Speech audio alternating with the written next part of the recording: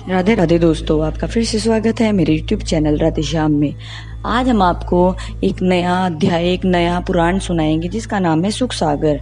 वो सुनाने से पहले मेरी आप सबसे विनती है कि आप मेरे चैनल को लाइक, सब्सक्राइब और शेयर करना ना भूलें, ताकि हम आपके लिए अच्छी अच्छी पुराने ला सकें। राधे राधे। राधे राधे दोस्तों, आपका फिर से स्वागत है मेरे YouTube चैनल राधे श्याम में।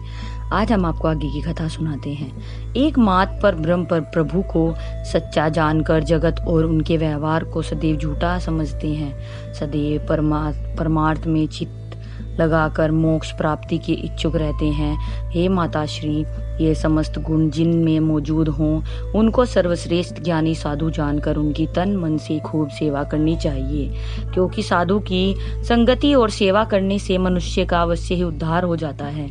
मैं अब आपको असाधु के विषय में बताता हूँ, जिसके पास बैठना तो दूर, उनके देखने दर्शन से भी पाप हो लगता है।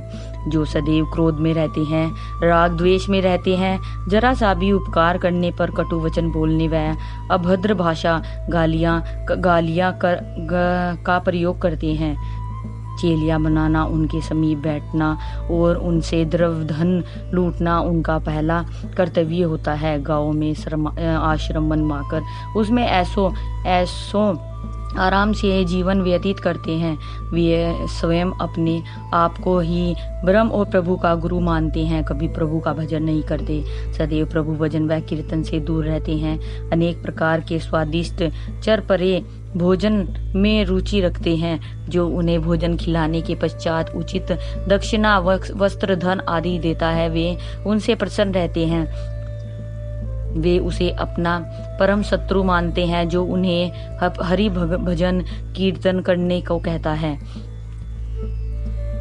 बाहर से प्रेम और भीतर अंदर से द्वेष ईर्ष्या रखते हैं। छल कपट धोखा फरेब धारण किए रहते हैं। सदैव भोग विलास में लिप्त रहते हैं। द्रव्य धन और एकत्रित करने के लिए अधर्म, झूठ, कपट आदि समस्त पापों का प्रयोग करते हैं। पैसों को ही भगवान परमात्मा मानते हैं। प्रभु को पुत्र समझते हैं।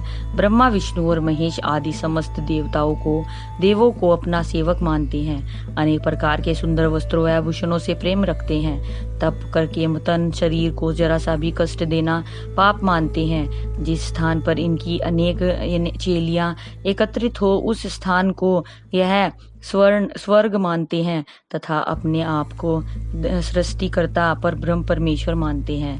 हे माता श्री, इन समस्त अवगुणों वाले असाधुओं का त्याग कर सदैव उनसे दूर रहना चाहिए। ऐसे दुर्जनों को संग्रह करने वाले को नरक व अपयश दोनों की प्राप्ति होती है। मुनि कपिल देव जी के मुख से साधु व असाधु के लक्षण सुनकर देवहूति बोले, हे मुनि कपिल देव, अब आप मुझे प्रकृति का हाल सुनाइए। सतोगुणों, तमोगुणों और रजोगुणों से उस प्रकृति के मूल और उस 24 तत्व शाखाएं और पत्ते हैं। सो समस्त चराचर प्राणी के इन्हीं त्रिगुणी माया और 24 तत्वों से उत्पन्न होती है, और आत्मा इनसे भिन्न अलग है, जो सदैव एक समान रहकर न घटती है और न बढ़ती है, न जलती है और न डूबती है, न गलती है और न सूखती है। यानी आत्मा अमर है तथा परमेश्वर संपूर्ण जगत का स्वामी और उत्पन्न करता है। इसलिए हे माता श्री, जगत को झूठा और आत्मा को सच्चा मानकर सदैव प्रभु का ध्यान व स्मरण करना चाहिए। मुनि कपिल देव जी बोले, हे माते श्री, जिस तरह तिल में तेल और कांट में अग्नि होते हुए भी दिखाई नहीं देती, उस प्रकार पानी के घोड़ों के सूर्य का प्रकाश दिखाई देता है। उसी तरह समस्त जीवों में प्रभु की दया से यह जीवन उठता बैठता, सोता जागता, खाता पीता, चलता फिरता, और जब आत्मा उससे अलग हो जाती तो वह शरीर मुर्दा होकर सड़ एवं गल जाता है तथा उसमें से असहनीय दुर्गंध उठने लगती है। इसलिए ज्ञानी जन एवं नाशवान तन शरीर से जरा भी मोह नहीं करते। वे सदैव उस ब्रह्म परमेश्वर का भजन करते रहते हैं। इसलिए सर्वप्रथम उस प्रभु को जानना चाहिए, क्योंकि प्रभु को बिना जाने जब तप ज्ञान दान और धर्म वृद्धा वो है और उसका जानना कठिन नहीं है।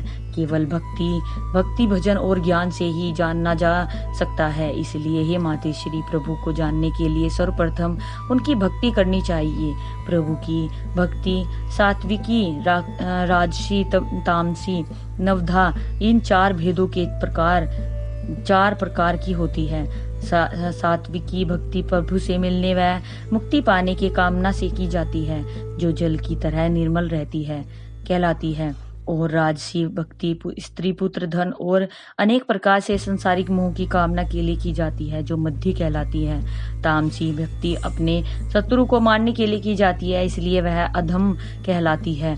नवधा नामक भक्ति सर्वश्रेष्ठ भक्तों द्वारा किसी कामना की जाती है और जिसके करने से मैं प्रभु स्वयं चक्कर में पड़ जाता हूँ, क्योंकि जो जिस कामना को लेकर आता है उसकी वह कामना पूर्ण करके चित्त मन शांत हो जाता है। लेकिन जो बिना किसी कामना के आता है उसमें सदैव चित्त मन इस बात से चिंतित रहता है कि इसे कौन सी वस्तु देनी चाहिए। इसलिए नवधा भक्ति करने वालों में भी मात हो जाती है।